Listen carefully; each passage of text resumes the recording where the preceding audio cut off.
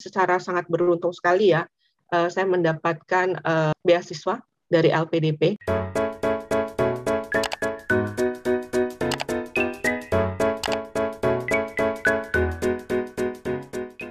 Selamat siang sahabat literasi, salam sehat, salam semangat. Kita bertemu kembali dalam podcast literasi dan komunikasi yang berharap bisa menjadi pemantik bagi semangat teman-teman, bagi sahabat literasi untuk tetap bermimpi tinggi, studi sampai ke mancanegara dan bisa kembali ke Indonesia menjadi masyarakat yang kemudian membangun Indonesia bersama-sama. Kali ini kita akan ngobrol dengan Kak Tracy.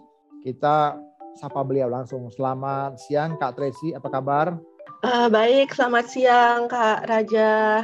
Selamat siang dan selamat malam, selamat pagi untuk menyapa siapapun nanti sahabat literasi yang sedang menonton video ini. Semoga dalam keadaan sehat semuanya, merdeka.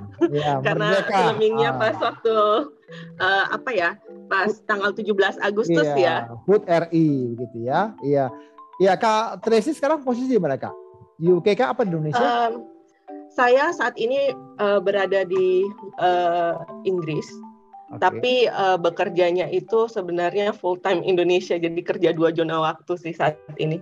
Ya belum bisa pulang karena apa yang terjadi di tanah air ya, tapi masih bisa tetap berkarya lah mudah-mudahan. Oke, tepatnya di mana? Di London kah atau di? Saya lagi di London saat ini. Di London ya. Wah, jadi sahabat literasi kita langsung berkomunikasi nih antara Indonesia, tepatnya waktu Indonesia bagian barat dengan London. Itu waktu Indonesia bagian barat lebih tua 6 jam daripada London gitu Kak ya. London lebih udah 6 lebih jam. lambat.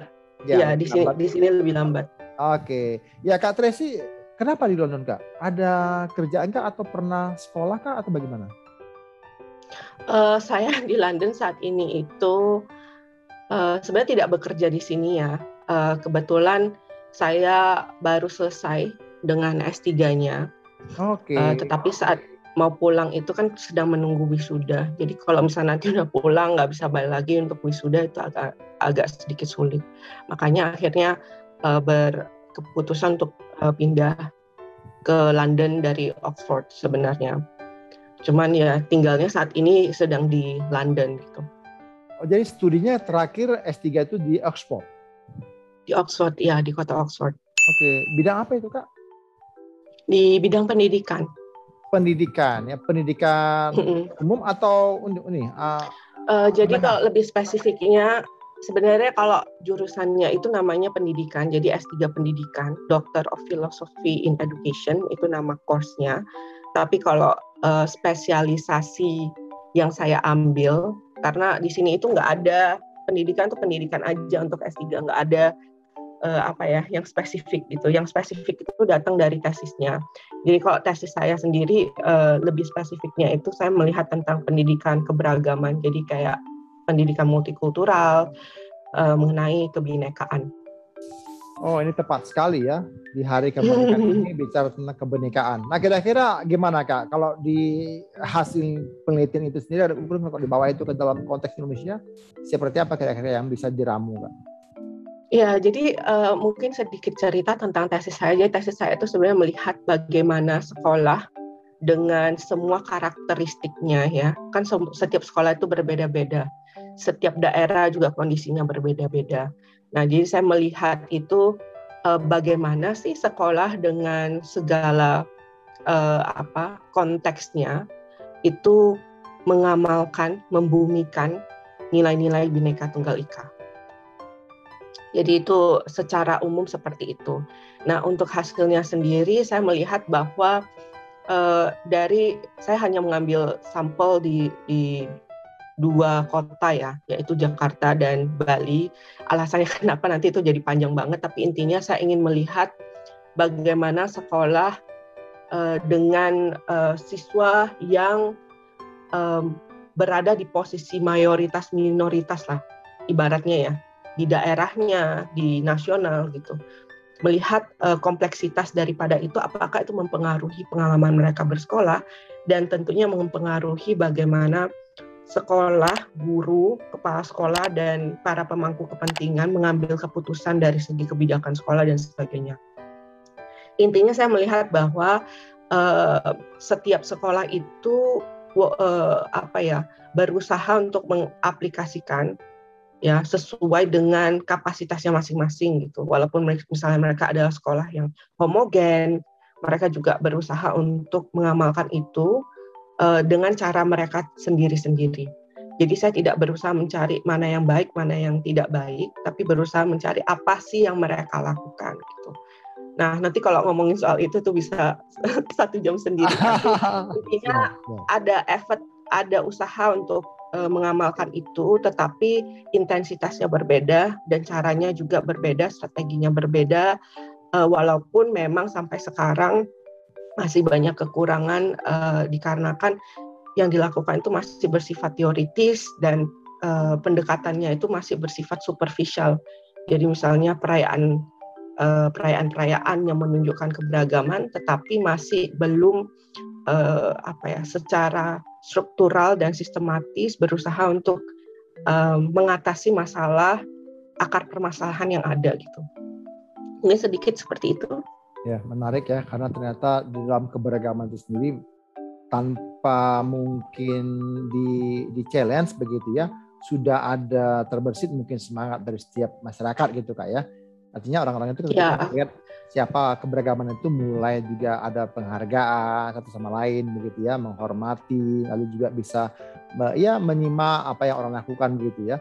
Nah, Indonesia kan sangat beragam nih Kak Tracy. Kalau diterapkan dalam, karena kan tadi lokusnya Kak Tracy kan di Bali sama di Jakarta. Nah, itu sangat Indonesia banget gitu loh ya. Nah, Kak Tracy, apakah memang juga mencoba melihat kehidupan pelajar ya di Inggris juga? Apakah juga mereka bisa menghargai seperti yang kita alami di Indonesia? Saya rasa sama ya. Semua negara itu ada masa indahnya dan ada masa kelamnya gitu. Jadi sama seperti saya nggak akan mengatakan bahwa di sini ini sudah sempurna gitu ya dan kita harus mencontoh apa yang dilakukan di sini, tidak gitu. Saya rasa setiap negara itu masih mempunyai PR-nya masing-masing gitu. Jadi kalau di sini kan masalahnya itu agak sedikit berbeda ya. Kalau di sini ini banyak banyak masalahnya itu isunya lebih ke isu ras ya, masalah keberagamannya. Jadi lebih keras ke kulit ya, warna kulit. Walaupun itu tentu saja sangat berkaitan juga dengan agama, etnisitas dan sebagainya. Nah, dari pemerintah Inggris sendiri memang kan sudah menerapkan kebijakan-kebijakan yang multikultural. Tetapi mereka tidak dibangun dengan semangat keberagaman gitu, berbeda dengan Indonesia gitu. Indonesia ketika dibangun itu sudah nggak perlu diberikan ada kebijakan tertentu yang mendukung mendukung keberagaman, nggak perlu secara spesifik seperti itu, walaupun perlu ya, walaupun itu sangat perlu untuk mengoperasionalisasikan gitu ya, mengimplementasikan atau menurunkan nilai-nilai Pancasila dan juga Bhinneka Tunggal Ika tadi. Tetapi Indonesia itu dibangun memang oleh keberagaman gitu. Artinya jadi sudah punya modal ya, sudah punya modal dasarnya itu memang udah keberagaman gitu. Jadi kalau negara-negara lain yang berusaha, misalnya negara Amerika ataupun misalnya negara Inggris atau negara-negara lain yang secara proses setelah mereka bernegara ya gitu ya, mereka secara proses itu ada populasi yang lebih beragam, itu dikarenakan kan sejarahnya ya berhubungan dengan slavery ya, perbudakan dan sebagainya. Kalau di Indonesia sendiri ya pada saat Indonesia terbangun itu, NKRI terbangun itu memang udah beragam kitanya. Makanya itu yang agak sedikit membedakan, dan semangatnya itu ya memang di Indonesia itu memang udah mendarah daging gitu ya. Nah, tapi di sini prakteknya itu baik dikarenakan memang pihak-pihaknya itu mengikuti aturan, walaupun masih banyak sekali ya kasus-kasus rasisme yang terjadi di sini, sebenarnya masih ada gitu. Paling terakhir misalnya mungkin sahabat literasi yang nonton bola Euro 2020 mungkin kalau ada melihat bahwa pada saat final Inggris kalah dan kebetulan yang menendang bola itu yang gagal 3 orang berkulit coklat ya, jadi bukan yang berkulit putih, dianggap sebagai imigran lah ya, ibaratnya the others yang lain gitu. Nah, mereka sempat dibully oleh orang yang rasis, tetapi dari pihak pemerintahnya sendiri memang sudah punya aturan. Mereka berusaha untuk menangkap orang-orang yang memberikan komentar rasis di sosial media juga. Jadi ditegakkan. Sebenarnya itu masalah penegakan dan juga pembiasaan kalau menurut saya. Jadi kalau misalnya di sekolah itu, kembali lagi karena background saya adalah pendidikan, bagi saya yang paling penting itu ya pembiasaan. Tetapi pembiasaan itu juga harus dibarengi dengan aturan-aturan yang memang ditaati dan ditegakkan. Jadi arti kata, kalau di Indonesia kita sudah punya modal dasarnya keberagaman, maka itu juga perlu diatur supaya lebih implementatif begitu ya Kak ya. Tidak sekedar punya modal dasar, tapi kemudian juga tidak ada aturan-aturan main, tetap harus diberlakukan aturan main. Ya kalau harus secara sadar berusaha untuk menjaga modal itu. Ya. Wow, luar biasa, cakep. Nah, Kak Tracy kan lagi studi di Oxford. Wow, Oxford ini kan mungkin impian dari banyak sahabat literasi nih bisa studi di Oxford. Itu kan nggak mudah ya Kak. Juga nggak murah gitu loh Kak. Nah, Kak Tracy gimana Kak? Apakah studi ke sana tuh dengan tabungan sendiri atau dari mana nih Kak? Boleh sharing sedikit? Oke. Jadi saya sedikit sharing ya. Untuk sebenarnya pertama saya ingin menegaskan bahwa sekolah di mana saja itu keren. Ya. Institusinya itu boleh mempunyai nama atau tidak mempunyai nama, itu sebenarnya ya modal dasar, seperti yang saya bilang, modal dasar ya. Tetapi apakah kita akan mendapatkan hasil yang terbaik itu tergantung dari kitanya. Apakah kita mau melakukan ini, apakah kita berusaha untuk mencari yang terbaik, itu usahanya ada di kita, gitu ya. Apalagi kalau udah S3. Nah, untuk ke Oxford sendiri itu saya kebetulan mendapatkan secara sangat beruntung sekali ya. Saya mendapatkan beasiswa dari LPDP untuk kuliah di sini gitu ya. Jadi LPDP itu lembaga pengelola dana pendidikan. Ya, di Indonesia. Saya yakin sahabat literasi pasti sudah mendengar ya, karena rata-rata sekarang banyak sekali orang Indonesia yang bisa kuliah di luar negeri itu dikarenakan oleh hal tersebut. Gitu.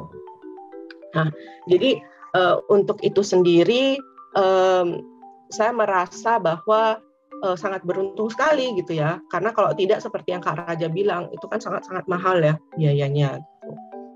Nah, mungkin ada yang bertanya, lah Kak Tracy kan bilang semua universitas bagus nih, kenapa kok memilihnya di Oxford gitu ya? Jadi saya memilih Oxford itu pertama-tama karena sebenarnya mereka mempunyai beasiswa lain. Mereka mempunyai banyak beasiswa di Oxford itu. Sebenarnya mencari beasiswa di Indonesia itu adalah pilihan kedua saya. Kenapa alasannya seperti itu? Alasannya adalah kalau misalnya saya bisa memberikan jatah beasiswa saya kepada orang lain, itu akan jauh lebih baik. Kalau memang saya bisa mendapatkan yang dari luar terlebih dahulu, gitu ya. Nah, itu alasan pertama kenapa saya memilih Oxford. Alasan kedua adalah memang saya sudah mengenal Oxford karena sebelumnya S2 saya juga di sana gitu. Dan saya mendapatkan beasiswa itu dari luar ya, dari bukan dari Indonesia, tapi saya mendapatkan dari sebuah NGO di Switzerland gitu. Jadi di negara Swiss. Nah, jadi saya sudah mengenal departemennya, saya sudah mengenal orang-orangnya yang berada di sana, dan tentunya saya sudah mengenal kira-kira siapa calon pembimbing yang ingin saya pilih gitu. Karena kalau untuk S3 kan calon pembimbing itu sangat-sangat penting ya. Jadi itu alasannya kenapa. Dan ketiga sebenarnya ya, walaupun kita suka universitasnya, kita harus tahu apakah kita suka dengan kotanya gitu ya. Kotanya itu enak nggak untuk kita tinggal, karena kan harus tinggal di sana itu kurang lebih minimal ya 3 sampai 5 tahun tergantung seberapa panjang penyelesaian dari studinya sendiri gitu. Nah untuk kotanya sendiri kan menurut saya nyaman karena sangat kota mahasiswa banget gitu.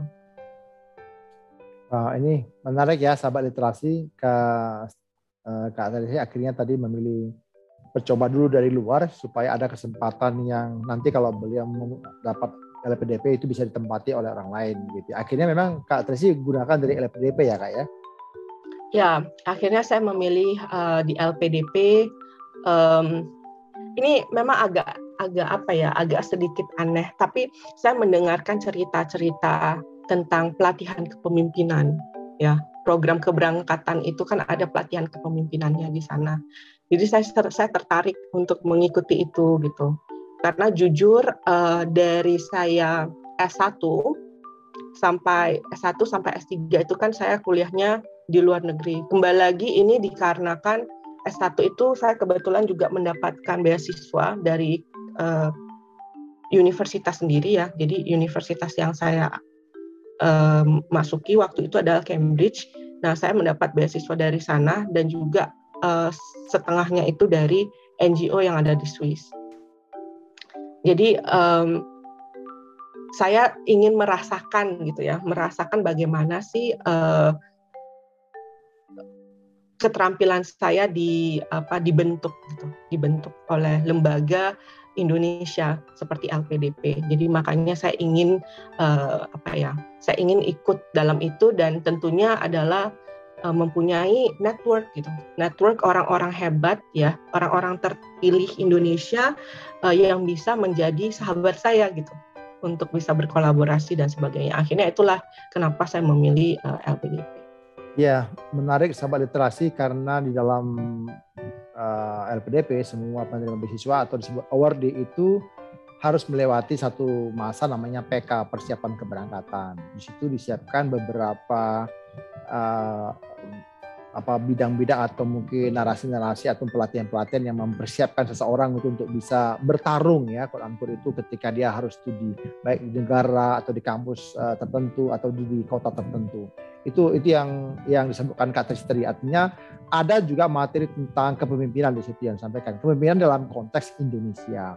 Nah harapannya itu bisa memberikan juga perspektif yang lebih luas kepada setiap awardee atau penerima beasiswa itu ketika dia akan studi. Jadi ada satu nasionalisme yang muncul dalam hatinya untuk dia kembali dan berbakti bagi Indonesia. Gitu. Menarik Kak Tresi. Ini satu hal yang kita perlu sama-sama pelajari. Jadi sahabat literasi jangan ragu karena kita lihat Kak Tresi lagi ada di London, kemarin S2-nya di Oxford, S3-nya di Oxford juga, S1-nya di Cambridge ya. Itu kayaknya mimpi semua itu Kak bagi banyak orang. Tapi ini real ya. Sahabat literasi bisa langsung lihat nih Kak Tresi bahwa beliau juga dapat beasiswa. Artinya dari S1, S2, S3 itu mungkin sekali kita bisa dapatkan beasiswa.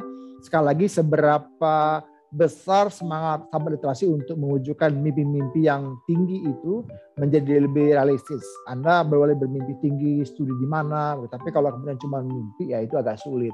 Karena itu biarlah kali ini pembicara materi kita ini bisa memberikan satu perspektif yang lebih luas. Nah mungkin yang terakhir Kak Tresi, apa pesan Kak Tresi bagi rekan-rekan bagi sahabat literasi yang ingin meniru langkah Anda? Beban berat nih kalau menjawab pertanyaan seperti itu. Karena ya, bagi saya setiap orang itu punya jalannya masing-masing ya. Jadi saya tidak pernah ingin tidak pernah ingin mengatakan bahwa apa yang saya lakukan itu adalah sesuatu yang perlu dibanggakan karena semua jalan yang kita ambil itu sesuatu yang membanggakan menurut saya ya. Mungkin sedikit yang tidak banyak yang tahu kenapa saya memilih universitas-universitas ini, bukan karena ini adalah sekolah yang top dan sebagainya, bukan. Karena memang kebetulan waktu itu saya ditawarkan beasiswa, makanya saya mengambil itu dan kebetulan untuk bidang yang saya ampu yang paling baik itu memang di universitas tersebut dan mereka memberikan kombinasi mata pelajaran atau mata kuliah yang memang saya inginkan. Jadi kalau misalnya sahabat literasi ingin tahu ya, misalnya S1 saya itu sebenarnya matematika, sebenarnya ilmu matematika dan ilmu pendidikan. tetapi dia bukan ilmu matematika, pendidikan matematika, beda sekali dengan yang ada di Indonesia gitu strukturnya. Jadi di sini itu saya belajar tentang ilmu matematika seperti matematikawan, dan saya belajar tentang ilmu-ilmu pendidikan gitu, mulai dari psikologi, filsafat, sejarah, dan sebagainya gitu ya, sosiologi dan sebagainya. S2-nya juga saya mengambil tentang comparative and international education, jadi perbandingan, studi banding dan pendidikan internasional gitu ya. Jadi melihat bagaimana sistem pendidikan di berbagai negara yang maju gitu, dan mencari melihat permasalahan yang ada, permasalahan pendidikan yang ada di negara-negara berkembang, dan bagaimana cara untuk mengatasinya ya. Karena saya merasa itu akan sangat berguna ketika saya kembali di Indonesia gitu. Nah, ketika saya sudah selesai S2 kan saya pulang ke Indonesia dan memang bekerja di Indonesia beberapa tahun, lalu saya mengidentifikasi, oh saya tahu nih kira-kira topik yang ingin saya ampu untuk S3. Nah, intinya dari semua perjalanan yang saya ceritakan tadi itu, pertama memang kita sudah jelas ya kenapa kita memilih universitas tersebut atau negara tersebut untuk sebagai tempat kita kuliah. Bukan karena, oh ya saya ingin ke universitas ini hanya karena, ya ini harus garis bawahi hanyanya gitu ya. Hanya karena ini dengar-dengar sekolahnya bagus gitu, dengar-dengar gitu. Atau ini adalah hanya karena prestisius ya, karena nama dan sebagainya. Prestisius secara mendunia belum tentu bagus untuk bidangnya. Jadi yang pertama itu tahu kenapa secara jelas ya universitasnya dan juga kotanya, juga negaranya adalah memang yang terbaik untuk pilihan kamu sendiri, untuk masa depan kamu sendiri. Ya.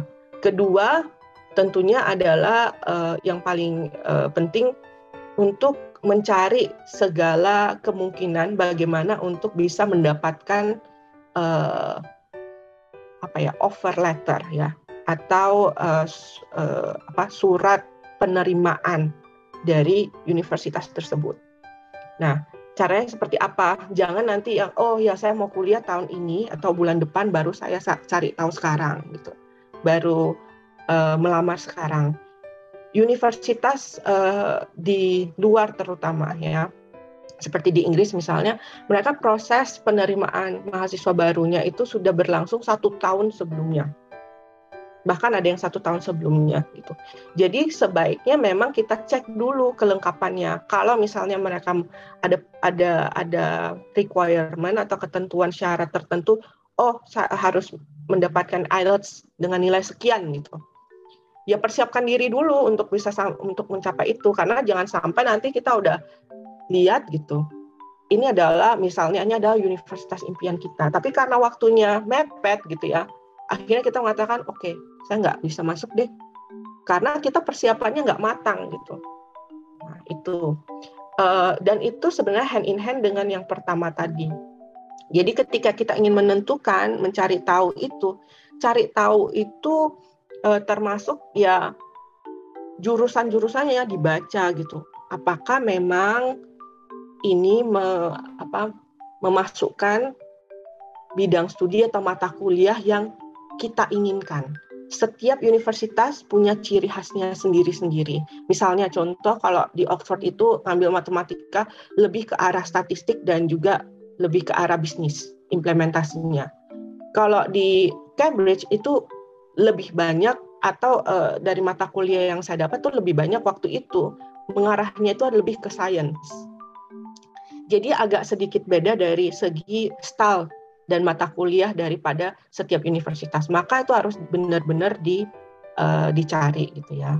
Benar-benar informasinya dicari. Jadi setelah sudah tahu mana yang mau dituju, setelah sudah tahu persyaratan dan perlengkapannya, yang ketiga itu adalah berusaha untuk bagaimana mencapai kelengkapan surat-surat tadi gitu ya. Mencari surat rekomendasi, mencari surat referensi, menulis personal statement, menulis proposal riset gitu. Kalau misalnya yang ada kebetulan yang ada di S3 ya, mau ambil S3 gitu ya.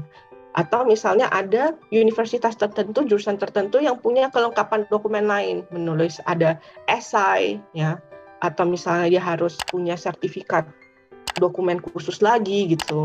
Misalnya apakah dia harus pas LSAT atau untuk yang law atau misalnya BIMAT, ya, atau ada lagi misalnya STEP gitu ya untuk yang mau ngambil matematika gitu.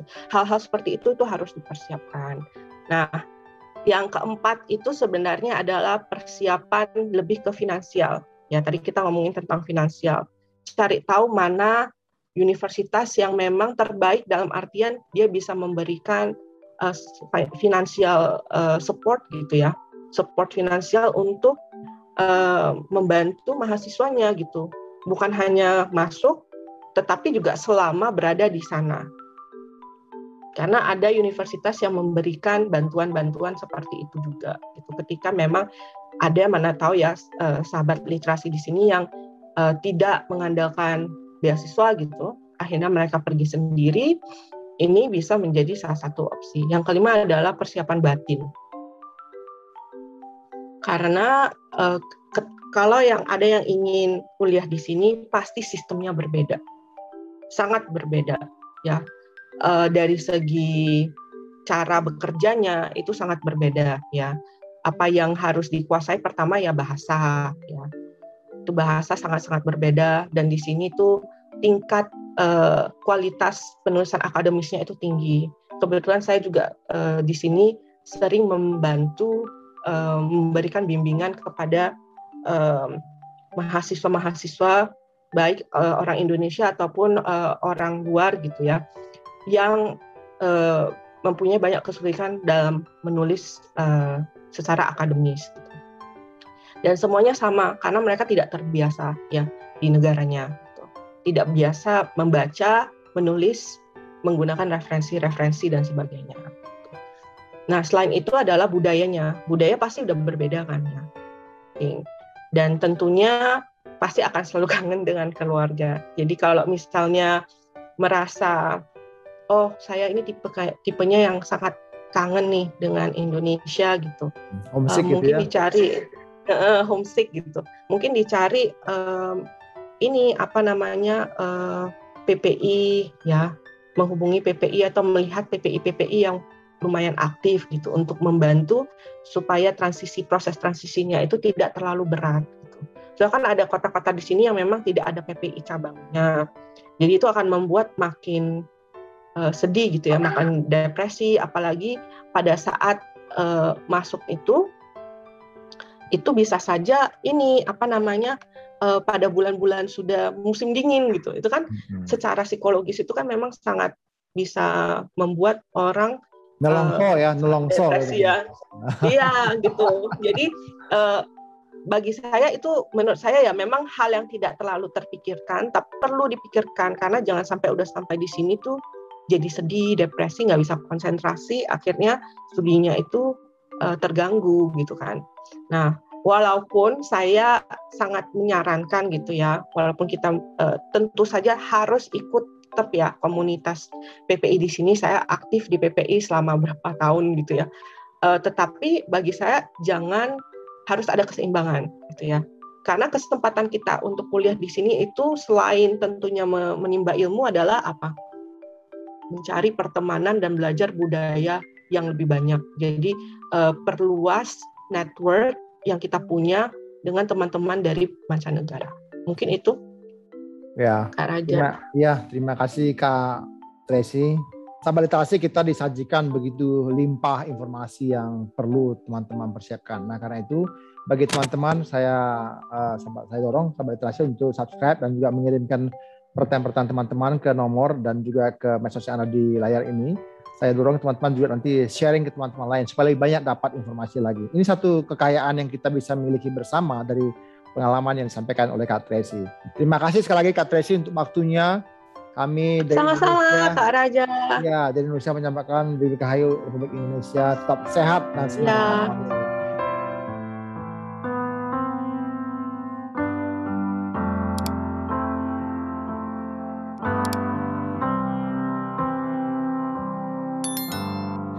And there's I